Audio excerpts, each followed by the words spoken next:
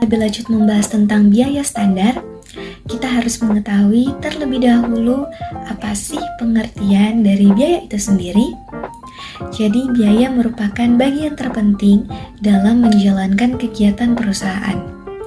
Setiap perusahaan tidak akan dapat menghindari berbagai biaya yang harus dikeluarkan.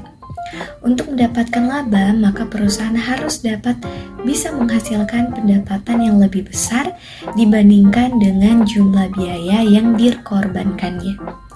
Biaya adalah pengorbanan sumber daya ekonomi yang telah terjadi atau potensial terjadi untuk bisa mendapatkan barang atau jasa yang diukur dalam satuan uang yang dapat diharapkan dapat mampu memberi manfaat tertentu bagi organisasi.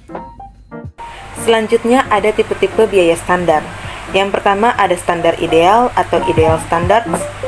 Standar ideal membutuhkan efisiensi maksimum dan hanya dapat dicapai jika segala sesuatu beroperasi secara sempurna. Tidak ada mesin yang rusak, menganggur, atau kurangnya keterampilan yang dapat ditoleransi.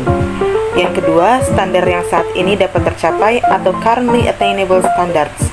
Standar ini dapat dicapai dengan beroperasi secara efisien.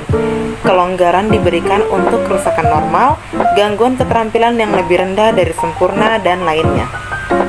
Selanjutnya ada sistem kalkulasi biaya standar. Penetapan biaya standar yang tepat untuk beban fabrikasi atau manufaktur perusahaan adalah penting karena akurasi standar biasanya menentukan keberhasilan sistem biaya standar. Para manajer dan pegawai bertanggung jawab untuk memenuhi standar yang telah disetujui sebagai pedoman.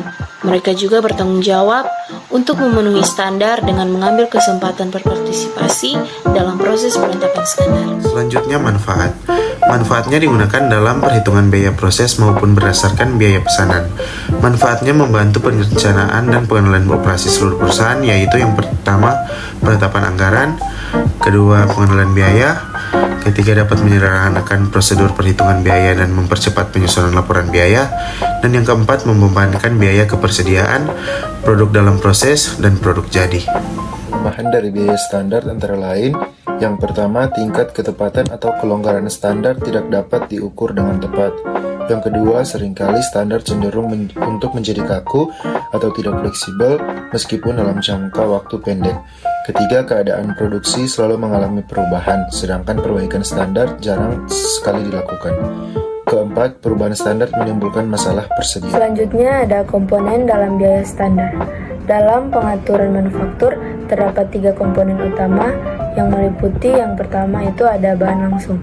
Ini diturunkan dengan mengalihkan jumlah setiap barang dengan biaya barang per unit. Yang kedua, tenaga kerja langsung. Ini diperoleh dengan menggalikan jumlah masing-masing tenaga kerja dengan biaya tenaga kerja per jam. Yang ketiga ada biaya overhead.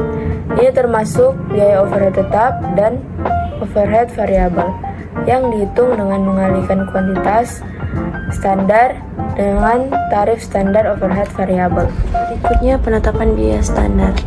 Menghitung biaya standar memerlukan standar fisik.